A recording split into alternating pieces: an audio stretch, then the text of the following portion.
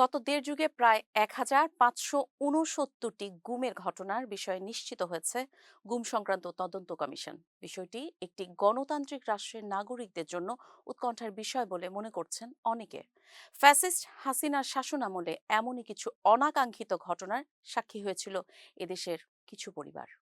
গুম সংক্রান্ত তদন্ত কমিশনের চূড়ান্ত প্রতিবেদনের তথ্য অনুযায়ী মোট ১,৯১৩টি অভিযোগ গুম তদন্ত কমিশনে জমা পড়ে। এর মধ্যে যাচাই বাছাই শেষে ১,৫৬৯টি অভিযোগ সংজ্ঞা অনুযায়ী গুম হিসেবে বিবেচিত হয়েছে।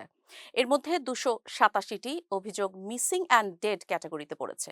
এছাড়া ১১৩টি অভিযোগ তদন্তের পর দেখা গেছে সেগুলো গুমের আইনি সংজ্ঞার মধ্যে পড়ে না। মোট ঘটনার উপর ভিত্তি করে হিসাব করলে সম্ভাব্য গুমের সংখ্যা আনুমানিক ৪,০০০ থেকে ৬,০০০-এর মধ্যে হতে পারে। এর মধ্যে অন্তত ২৫১ জন ব্যক্তি এখনও নিখোঁজ এবং তাদের মৃত বলেই ধরে নেওয়া হয়েছে। কিন্তু তদন্ত কমিশন বলছে এখনও নিখোঁজ এবং মরদেহ উদ্ধারের এই ঘটনাগুলোর অর্থ হলো কমিশনে আনুষ্ঠানিকভাবে জমা পড়া সীমিত সংখ্যক অভিযোগ থেকেও অন্তত ২৮৭টি মৃত্যু সরাসরি গুমের ঘটনার সঙ্গে সম্পৃক্ত। এর বাইরে গুম থাকার নির্দিষ্ট সময় পর আরও ৩৬ জনের মরদেহ উদ্ধার করা হয়েছে। এসব ব্যক্তির অনেকেই তথাকথিত ক্রসফায়ারের শিকার হয়েছেন। কমিশনের প্রতিবেদন থেকে আরও জানা গেছে গুমের ঘটনাগুলোয় র্যাব, পুলিশ, ডিজিএফআই সহ বিভিন্ন গোয়েন্দা সংস্থার নাম এবং সরাসরি সম্পৃক্ততার কথা।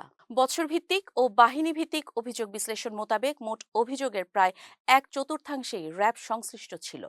গুম হওয়া মোট ব্যক্তিদের মধ্যে রাজনৈতিক পরিচয় ছিল ৯৬.৭%।